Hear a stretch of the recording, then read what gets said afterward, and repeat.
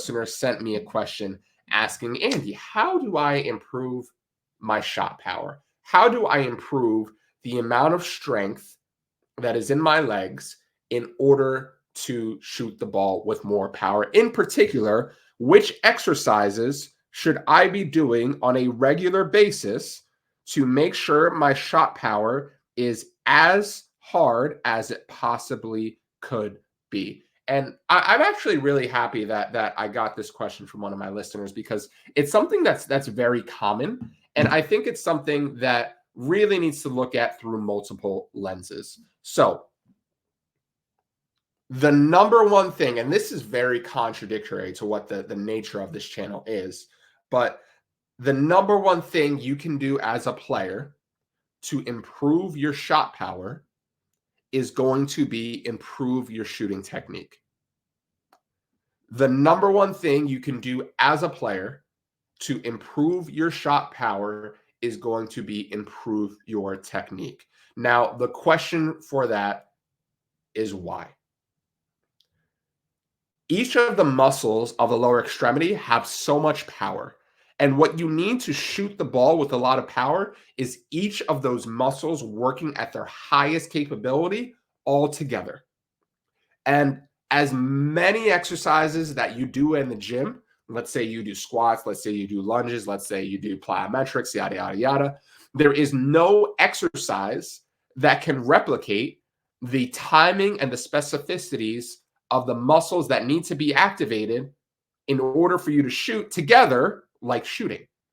And this has actually been somewhat proven through science. And what we're going to do is we're going to review an article together that kind of outlines exactly why this is. So let's go ahead and open this up, because what this article did is it actually compared ball kicking velocity with leg strength, both inside and outside of the game of soccer. So let's go ahead and share this with you guys here. So relationship between ball kick velocity and leg strength, a comparison between soccer players and other athletes. If you guys like, you can go ahead and just simply look up the name of this article. You can read the whole thing on your own, but we are going to skip to the good and juicy stuff that is at the end of this summary here.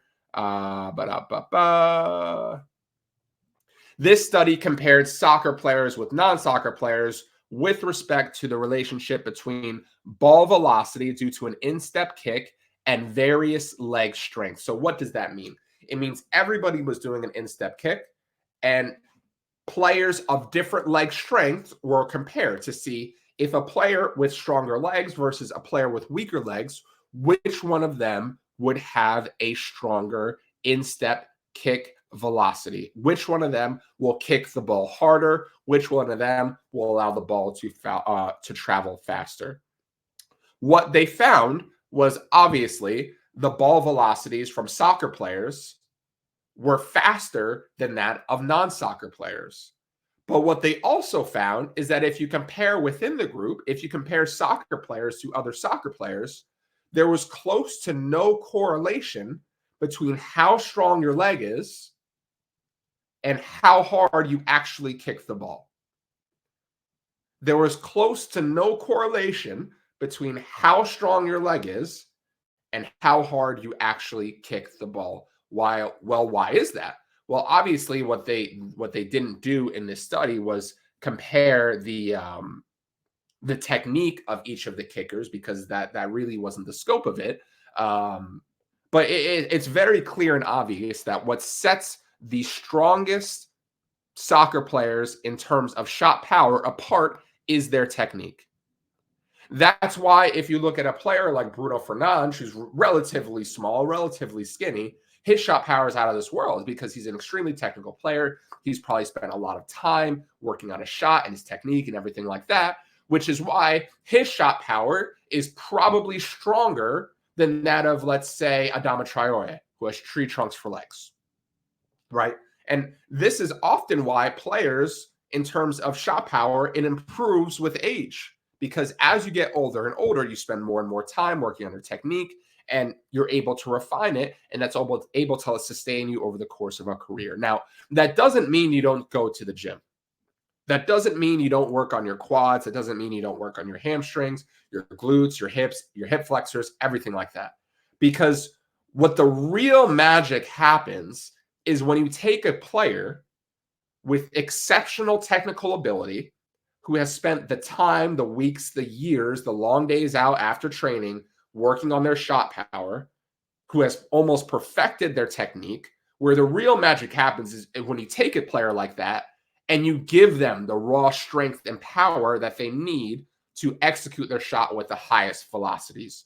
Well, when you put those two together, is when you take someone with strong legs and perfect technique, you get a player like Erling Haaland, who is able to shoot the ball with ferocious velocity. You get a player like Cristiano Ronaldo, who, if you look at his long free kicks, okay, they might not be the most accurate, but they certainly have power. You get a player like Zlatan Ibrahimovic, who's insanely strong, but also insanely powerful.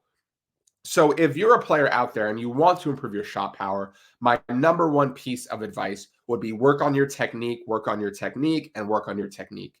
And while you're doing that, work in the gym. And when I say work on your technique, I mean get advice from the people who know how to improve your technique the best. Talk to your coaches, talk to your private trainers, talk to your past coaches, even go on YouTube, see what other people, kind of think and do, and see if you can implement any of that into your game. But there is no magic exercise. There's no magic exercise out there that you can do for 8 to 12 weeks that'll turn your shot from slow into a rocket. It just doesn't happen.